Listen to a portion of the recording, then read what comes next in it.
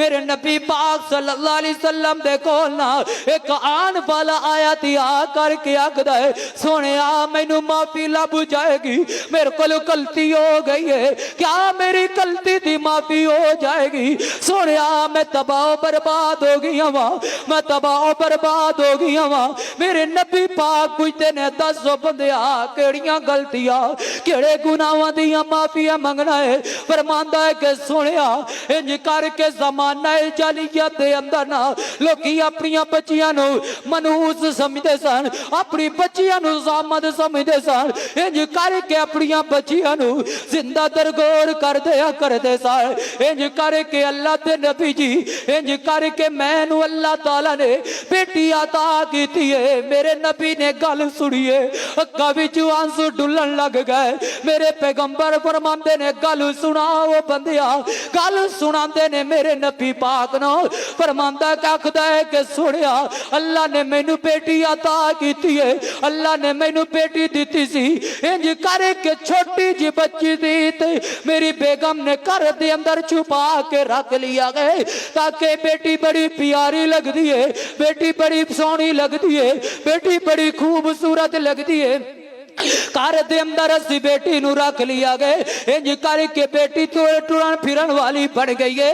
बेटी दी उम्र कोई हो गई है 7-8 साल दी बेटी हुई है तो मेरी उंगली पकड़ वाली बन गई है।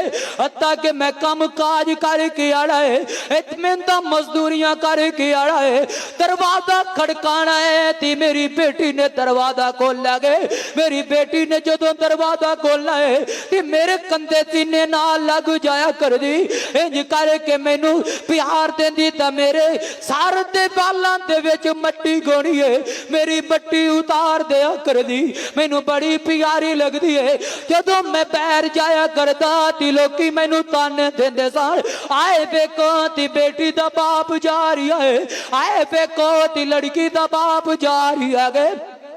मेरे को ताने बर्दाश्त नहीं किते गए।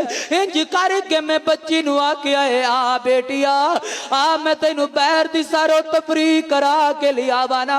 मैं कंधे ते कहीं रख लई तो मेरी धी बोल के आखदी है बाबा कहीं किते लै करके जा रही है, पापा किथे लै करके जांदे हो पुत्रा? मैं तेनू फिरान वास्ते लै करके जा रही आ। इंज करके मैं अपनी बेटी नु लिया है, लै करके उंगली दे नाल पकड़ के लै करके जा रही वा, कब्रस्तान वल लै करके गईया वा, जंगल विच लै करके गईया वा। उत्थे जाके दी कड़ा खोदना शुरू कर दिता है।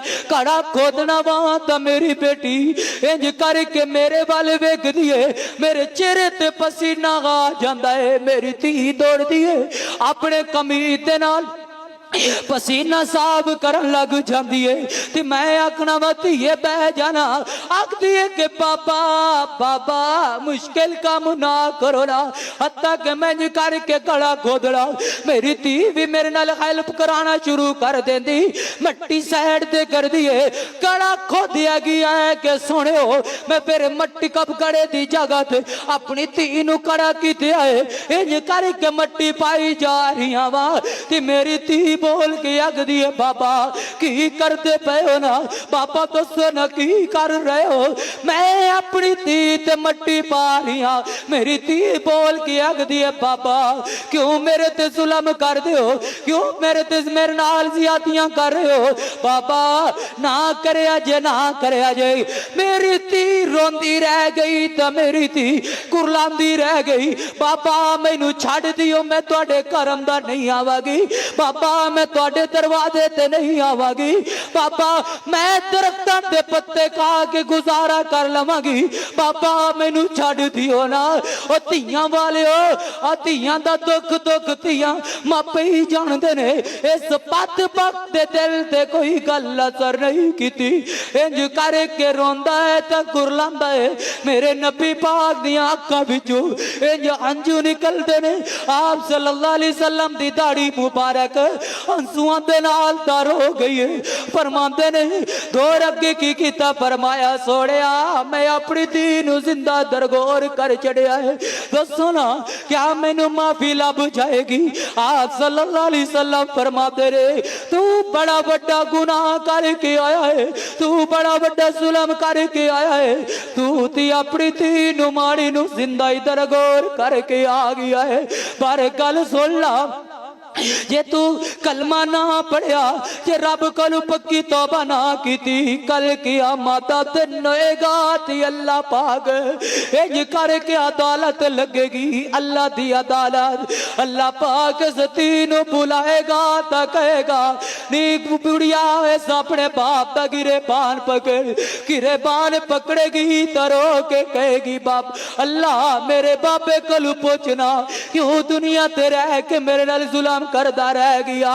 फैसला पा दिया जिन्ना अज धीआं नूं माणियां नूं जिंदा दरगोर किया या DMC करवा के ती अपनी धी नूं दरगोर कर छड़िया, क़यामत दिन होएगा ती पकड़े चाड़ गए।